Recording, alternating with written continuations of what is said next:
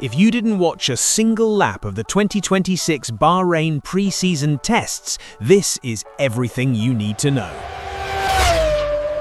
6 full days on track, 2 back-to-back tests, brand new regulations, new power units, and a grid trying to work out who's quick, who's in trouble, and who has been bluffing.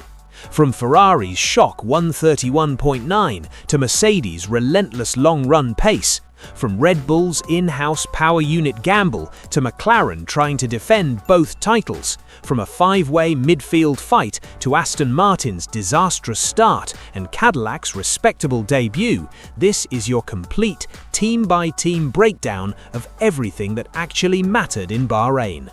Let's start at the very front. On pure headline pace, Ferrari walk away from Bahrain with the loudest statement. Charles Leclerc produced the only 1 minute 31 of testing, a 131.992 on C4 tyres, over 0.8 clear of Kimi Antonelli's best Mercedes lap from the previous day.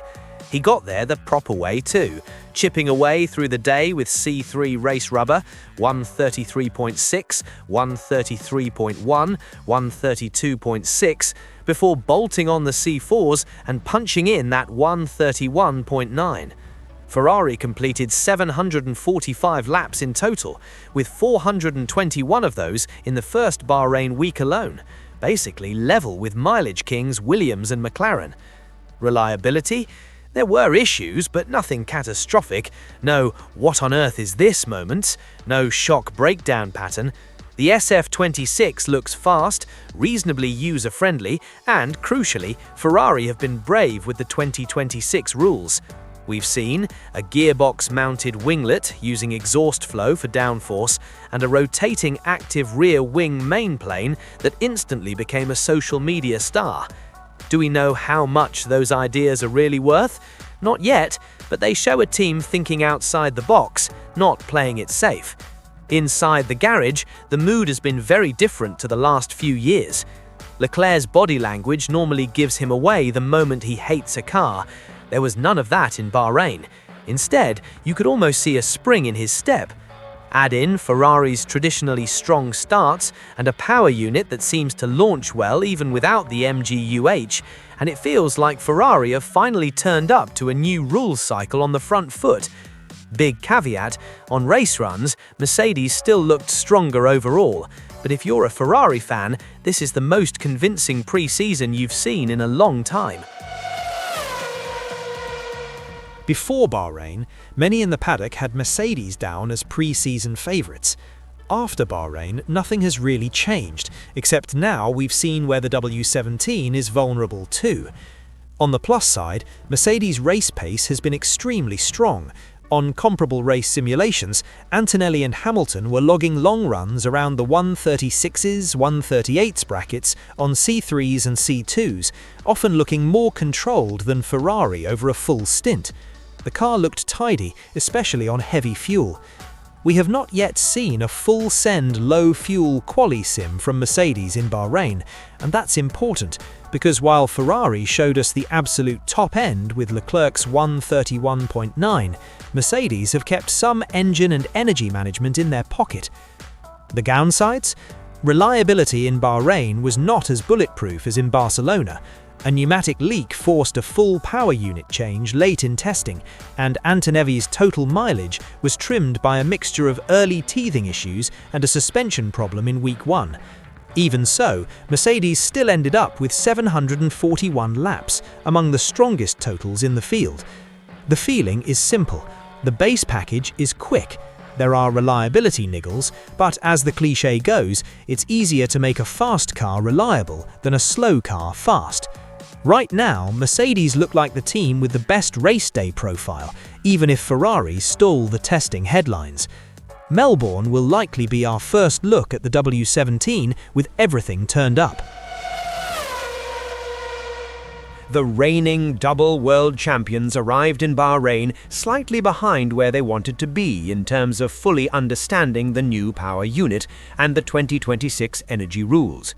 The test itself, though, was solid. 817 laps, one of the highest totals of anyone.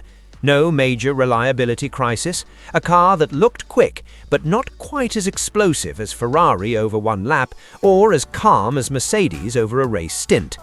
In straight pace terms, McLaren seemed to sit at the back of the front four, locked in a tight fight with Red Bull.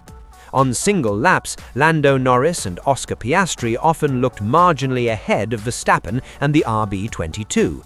But when we compare their race simulations directly, the margins are tiny. In one key two-stop race sim, Piastri and Verstappen ran with similar fuel loads on slightly different tyre choices. Verstappen C3 to C2 to C2, Piastri C3, C2, C1. On the C3s, Max averaged about 1 minute 39.6, Piastri about 1 minute 39.9. On the C2s, Piastri hit around 1 minute 38.4, Max roughly 1 minute 38.7. By the time they both settled into the high 1 minute 37s late in the run, they were essentially level. So McLaren v Red Bull looks incredibly close. The key detail, McLaren expect to start Australia with a car very similar to the Bahrain test spec. Andrea Stella has been very clear, Ferrari and Mercedes look like the teams to beat. McLaren know they have work to do to defend both titles. They're in the top group, but they are not the reference car. Of all top teams, Red Bull probably came into 2026 with the biggest question mark. New in-house power unit, no more Honda as a works partner, and a huge risk that could have left Max Verstappen with no chance to fight for the title. The reality, that doomsday scenario has not happened. The RB22 looks well balanced, the new Red Bull power unit has been reliable enough, and overall lap times put Red Bull in the same ballpark as McLaren. On long runs, Ferrari and Mercedes appear to have the edge. On one-lap pace, McLaren might have a very small advantage. But all of this is within the normal error margin of pre-season testing. Most importantly, the new power unit project is not a disaster. The car is in the fight. Laurent Mekies has been very open about it. Red Bull are proud of how far the power unit department has come in 3 years, but they also know this is going to be a brutal development race. The good news for them, if you give Max Verstappen a car that's even close to the front, we already know he can take a tiny opening and turn it into a full title challenge. We then get a gap of roughly 1 second per lap behind the front four. After that, we have the makings of a genuinely interesting 5-team midfield group: Alpine, Haas, Racing Bulls, Williams and Audi, with Cadillac just behind and Aston Martin in serious trouble. Let's go one by one. If you just looked at the lap charts and body language, Haas have been one of the standout winners of the entire test. Over all 3 winter outings, Barcelona and double Bahrain, only Mercedes clocked more laps than Haas. In Bahrain alone, Haas managed 794 laps, with the VF26 looking stable, predictable to drive, and quick enough on both short and long runs. Oliver Behrman, splitting duties with Esteban Ocon, looked particularly impressive. The Ferrari power unit helps a lot off the line, but the chassis also seems to give the drivers the confidence to push. Ocon has spoken about how the Week 2 updates made the car feel better, and on long runs, the VF26 frequently ran in competitive 138s to 140s windows. For the smallest team on the grid, this is exactly how you want to start a brand new rules era. Car ready on time, massive mileage, few nasty surprises, and pace that looks solidly in the midfield. If you're looking for a potential early season midfield overachiever, Haas are right near the top of that list. Alpine came into Bahrain under pressure after 2025, but the new A526 appears to have been born well. They're not shouting about it, but the signals are positive. Franco Colapinto's long runs on harder compounds sat consistently in the 139s, 140s, which put Alpine right in the mix at the head of the midfield group. On single laps, we've seen enough flashes of pace to suggest that points are a realistic expectation from race 1. The caveat, we still haven't seen as many full race simulations from Alpine as we have from teams like Haas, so the sample size is a bit smaller. Even so, inside the team, the tone is, we have a reasonable package, a good baseline, and we'll know more by Saturday in Melbourne. Right now, Alpine look like a genuine top midfield contender with room to grow. On paper, Williams are in a tougher spot. They missed the Barcelona shakedown, which meant they effectively had to cram around 9 days of work into 6 in Bahrain. Despite that, they still completed 790 laps, which is a strong mileage number. The problems? Pace-wise, they often looked towards the back of the midfield group. Paddock chatter suggests the car may be overweight, and there's still untapped performance. On long runs, Alex Albon's C3 stint on Thursday looked poor on paper, times drifting into the 141s to 143s. However, earlier in testing, Williams had produced a more representative run, much closer to Racing Bulls and Audi. Sainz has been clear. Williams know they've put themselves on the back foot, but they also have an aggressive development plan lined up for the coming months. Right now, they're probably towards the rear of the midfield 5, but with enough structure and mileage to climb that ladder as the season unfolds. The Racing Bulls have largely flown under the radar. They haven't done a Ferrari and smashed the timing screens, and they haven't imploded like Aston Martin either. They've just done the work. 734 laps in total. A car that started off a bit tricky at the rear, especially in slow corners, but improved as the days went on. Arvid Lindblad, the only rookie on the grid, has been one of the quiet success stories of this pre-season. He racked up heavy mileage and looked physically ready for the step up to F1, logging lap after lap in the 139s, 140s on C3s.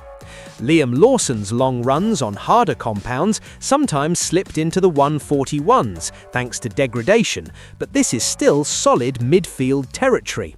Crucially, Racing Bulls have promised a decent upgrade package for Australia, so while they may not be leading the midfield now, they are very much in the fight, with potential to move forwards. The opening phase of Audi's first full test didn't look particularly promising. Early on, it seemed like they might end up as a bridge team between the midfield and the backmarkers. But the second week in Bahrain completely changed the mood. With 711 laps completed, race spec aero introduced, and full race simulations done, Audi made clear progress. Nico Hülkenberg's long runs on C2s late in testing were particularly encouraging. Opening stints 140 to 141, later stints consistent 139. That puts Audi right in the same region as Racing Bulls and Williams. Both Hülkenberg and Bortoleto have spoken positively about the car being a solid platform to work from. There are still reliability and performance areas to improve, but nothing that screams crisis. Given the scale of their transition from customer to full works team, Audi's current position is actually pretty respectable. They look like a legitimate midfielder, not a backmarker. For a completely new organization, Cadillac's test was actually pretty respectable. They completed 586 laps, had their share of teething issues, but generally looked like a functioning F1 team. The bad news, they are still slow. On pace, Cadillac seemed to be several seconds per lap away from the front and about 1 second or more off the main midfield train. Valtteri Bottas's full race simulation on Thursday gives us a good snapshot. C3 stint mostly 1 minute 42s to 1 minute 43s, harder tyre stints drifting in the 1 minute 41s to 1 minute 42s, with brief visits to 1 minute 40s at the start of a stint. That's roughly the same territory as Aston Martin's race pace, but the context is completely different. For Cadillac, this is an acceptable, humble start for the 11th team. For Aston Martin, being on that level is a disaster. The upside for Cadillac, if Aston continue to struggle just to complete race distances, Cadillac might not actually be the team running last. There's no polite way to put this. Aston Martin's 2026 pre-season has been a disaster. They completed just 334 laps over 6 days in Bahrain. That's 252 laps fewer than Cadillac, the brand new team. From the very start, everything felt late or fragile. The car arrived late to the Barcelona shakedown, effectively running properly for only one of the 3 days. In Bahrain, we saw a string of issues: power unit problems, suspected technical faults sending Lance Stroll into the gravel, and a battery-related failure that ended Fernando Alonso's key long run early. By the final day, Aston was short on spare parts, and the AMR26 barely ran at all. Just 6 laps for Stroll, no time. Visually, the empty Aston pit wall before the end of testing said it all. Performance-wise, it's arguably even worse. Stroll's best lap of the week, a 1:35.9, was over 2.5 seconds slower than the front group on that same day. On race runs, Alonso's pace, before his car died, was brutal. Hard tyre stint averages in the 143s and then 141s, around 4 seconds per lap off what we saw from Verstappen and Piastri in similar phases. Rumours around the paddock paint an ugly picture. Honda power unit allegedly around 15 kilograms overweight and down on power, chassis lacking grip and requiring a very narrow window to find any performance, overall package undercooked and several months behind rivals in development. Adrian Newey himself has admitted the car is 3 to 4 months behind, and Honda have been open that their internal combustion engine is starting off the pace. Long-term, Aston can lean on FIA's ADUU mechanisms to help Honda catch up on the power side, and Newey is already pushing a recovery plan on the chassis. Short-term, this looks like a bruising start to 2026. On the evidence of Bahrain, Aston Martin head to Melbourne as one of the slowest cars on the grid, with the worst reliability of anyone. For a project hyped as a potential super team, that is a painful reality. So, after 6 intense days in Bahrain, what does the new order actually look like? Let's split it into tiers, with a big asterisk about fuel loads, engine modes, and testing games. Tier 1, early favorites. Mercedes, best long-run profile, high mileage, still hiding quali pace. Ferrari, fastest lap, aggressive innovation, much better mood, a genuine title challenger. Tier 2, front-runner chasers. McLaren, solid test, slight edge on Red Bull in some one-lap moments, but starting from humility. Red Bull, in-house power unit works, car in the mix with McLaren, Max ready to exploit any opening. Tier 3, upper midfield. Haas, possibly the surprise of testing, huge mileage, well-behaved car, strong mix of quali and race pace. Alpine, born well, good long runs, realistic points contender. Tier 4, the rest of the midfield. Racing Bulls, under the radar, solid, upgrades coming for Melbourne. Audi, wobbly start, strong second week, now firmly part of the midfield. Williams, good mileage after late start, probably last in this group for now, but big upgrade plans. Tier 5, backmarkers for now. Cadillac, respectable debut, slow but functional, could beat Aston Martin early on. Aston Martin, catastrophic mileage, severe reliability and pace issues, car and power unit both behind schedule. Testing never gives us the full truth. Fuel loads, power modes, tyre choices and run plans all blur the picture. But if you didn't watch a single lap in Bahrain, this is the landscape you need to know. Ferrari have finally turned up with a genuinely fast car. Mercedes look like the team to beat over a race distance. McLaren and Red Bull are close enough to start a four-way fight. Haas and Alpine head a chaotic midfield, with Racing Bulls, Audi and Williams all ready to swing up or down. Cadillac start humbly, and Aston Martin have a mountain to climb. Who do you think really goes to Melbourne as favourite? Ferrari with the 131.9, Mercedes with the race pace, or Max Verstappen waiting in the shadows? Let me know in the comments, leave a like if this helped you catch up on everything from Bahrain, and subscribe to Apex Racing Desk so you don't miss our full Australian Grand Prix preview and every race breakdown of this new F1 era.